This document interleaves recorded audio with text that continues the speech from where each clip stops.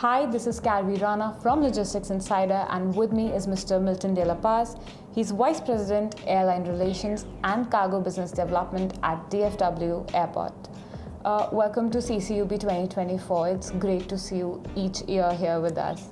Yes, it's great to be back. I always look forward to this event, and so it never disappoints. It's a very, very good event for us. Yeah, so let's start by asking, what role are you as an airport playing in connecting cold chain cargo between different stakeholders? Yeah, so at DFW Airport, we as an airport, we're an airport authority. We do not actually run the cargo businesses on the airport like you might see at some airports in India. Yeah. So the best role that we can play from a strategic standpoint is to be the nexus that connects all the disparate stakeholders from across the supply chain together. Because they're all competing. It's a very fragmented supply chain, if you will. It's a very fragmented industry. So our role is to really be the nexus, bring them together.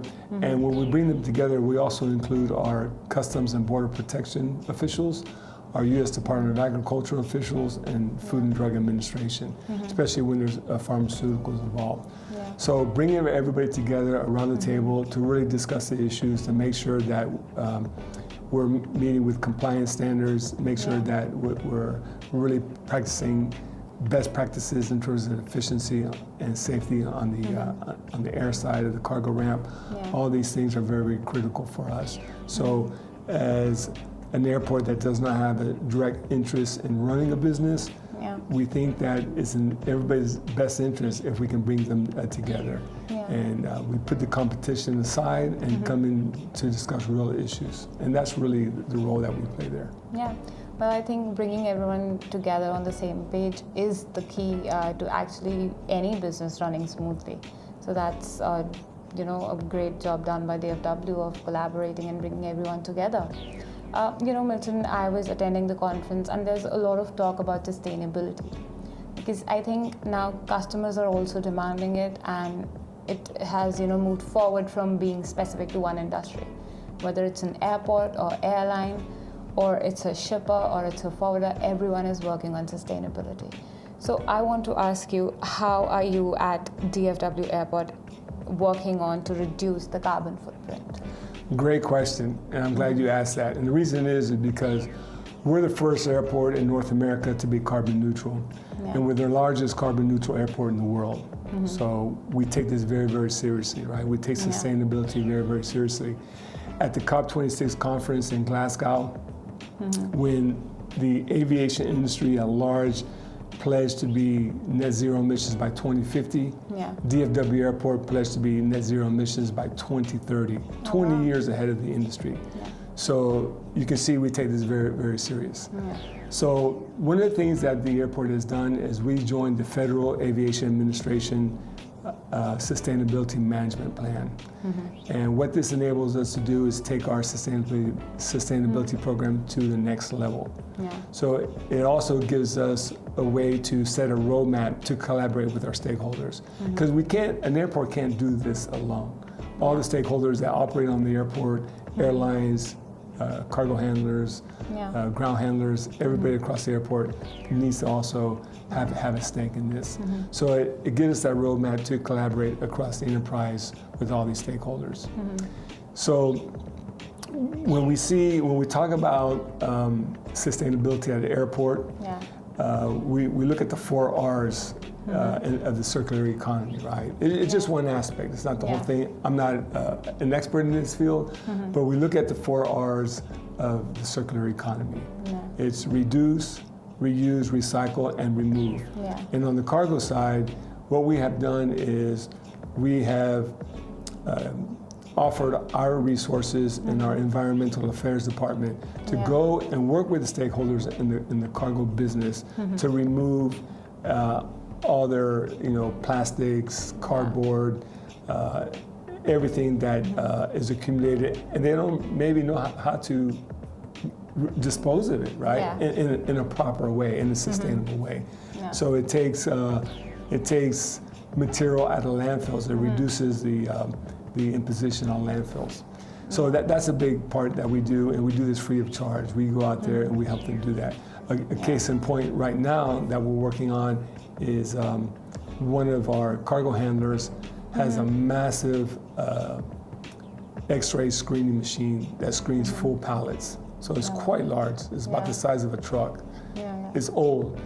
Now its useful life has expired, and they came to us and said, "Hey, we need to get rid of this to make room for new equipment."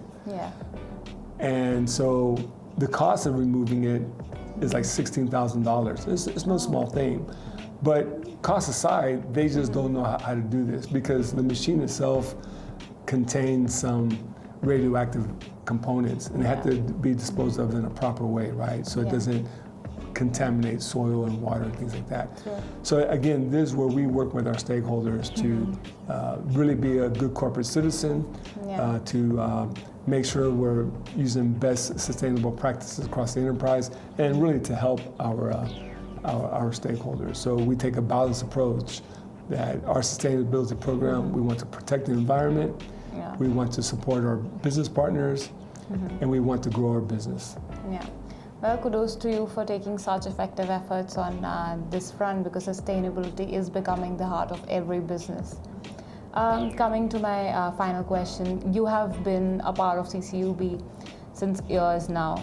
So how have you seen the event evolve? Well, it has evolved quite nicely, and I think the best measure of that is looking at the audience, right?